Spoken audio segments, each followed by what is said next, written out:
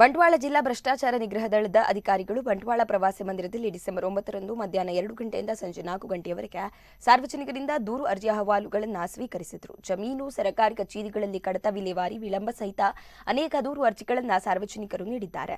ಅಧಿಕಾರಿಗಳು ದೂರುದಾರರ ಜೊತೆ ದೂರಿನ ಸಂಪೂರ್ಣ ಮಾಹಿತಿ ಪಡೆದು ಮುಂದಿನ ಕ್ರಮದ ಬಗ್ಗೆ ಕ್ರಮ ಕೈಗೊಳ್ಳುವ ಭರವಸೆ ನೀಡಿದ್ದಾರೆ. ಭ್ರಷ್ಟಾಚಾರ ನಿಗ್ರಹ ದಳದ ಪೊಲೀಸ್ ನಿರೀಕ್ಷಕ ಶ್ಯಾಮಸುಂದರ್, ಹೆಡ್ ಕಾನ್ಸ್ಟೇಬಲ್ ಉಮೇಶ್ ಹಾಗೂ ಸಿಬ್ಬಂದಿಗಳು ಹಾಜರಿದ್ದರು.